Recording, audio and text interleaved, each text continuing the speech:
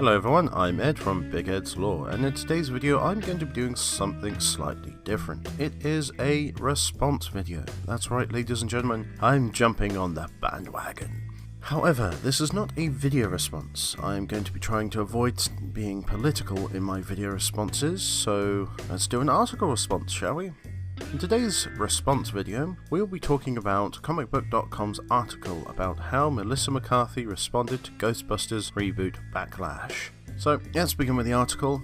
Almost immediately after it was announced that a new iteration of Ghostbusters would be hitting theatres, fans, in quotations, of the series decried the fact that the main characters would be women. This resulted in a backlash against the film, which ultimately became the first thing people think of when 2016's Ghostbusters comes up in conversation and the film's actual quality is ignored. Star Melissa McCarthy questions what might be wrong with people who claim the film ruined their childhood.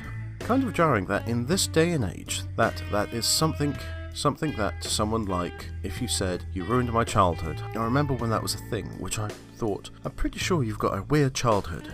If a movie 35 years later is ruining your childhood, don't blame us, you've got your own issues. The actress shared with Yahoo, "I just don't know why people are so afraid of women. It's fascinating to me, and I don't know how to explain it other than, as a mum of 2 daughters, I just say, there you go, be you, don't back down."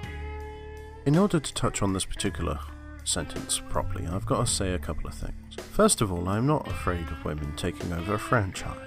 I've seen it a couple of times and I've seen gender bending occur.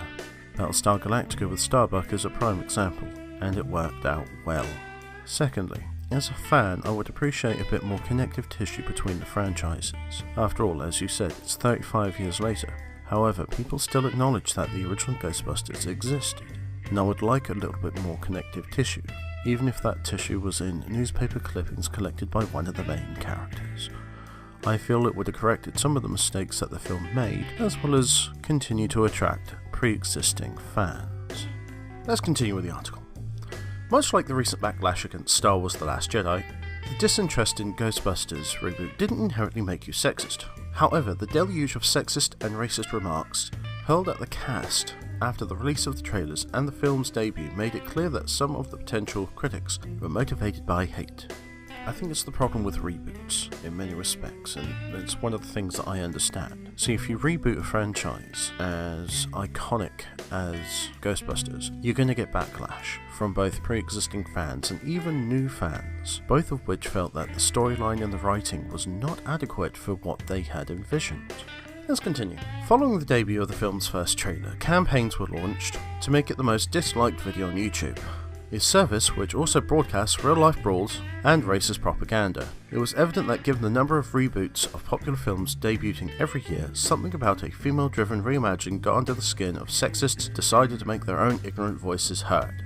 I think Patrick Kavanagh throwing a bit of shade on YouTube is a little bit inappropriate. Whilst yes, there used to be a lot of very violent programs shown on YouTube, they have since cracked down significantly, which means there are very few brawl-based videos and there is an extremely massive reduction in racist videos. Continuing, Paul Feig even included a jab at internet trolls in the finished film, though ultimately he regretted giving them any sort of attention. Quote, "Before Ghostbusters, I had this sort of lovely relationship with the internet," Feig explained to the crowd at last year's Trebesha Film Festival. Sorry I butchered that name. "If I could go back in the time machine, I wouldn't read it. The biggest mistake I made was I took on one of the trolls." End quote. I think Paul Feig giving his trolls a platform to voice their opinions was, I can't say, an entirely big mistake. I mean, at the end of the day, it attracted people to the film, both negatively and positively, I might add. However, if he feels that it was a mistake that he did this, that is not entirely the fans' fault. It was him that chose to engage in the fans, him that chose to engage in the trolls. The responsibility, I'm afraid, lies on his shoulders. Continuing. Sadly, the underwhelming response to the film, both genuine and fueled by hatred, seems to have dashed any hopes of a live-action franchise continuing. Stay tuned for details for the future Ghostbusters franchise. Are you disappointed that we will never get a follow-up film? Let us know in the comments below. End of article.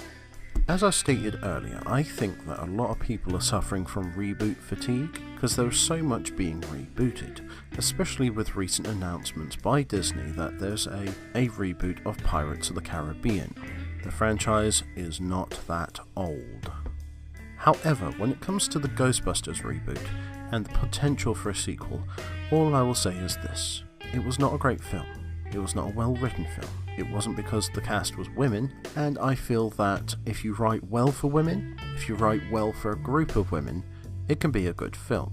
In regards to the sequel, I'm kind of glad they're not trying to bring a sequel in. They would have to dump either a significant amount more money into the graphics, or put a significantly larger amount of effort into the script and cinematography. That being said, I'm going to have to bid you goodbye, because I'm pretty sure some of you want to throttle me by now. Thank you very much for watching this video. If you made it to the end, leave me a like, or a thumbs down. It's entirely up to you on how you feel. If you want more videos like this, please subscribe. Every subscription, every thumbs up, every comment helps this channel grow and improve. Thank you very much, and I shall see you on the next Big Ed's Law.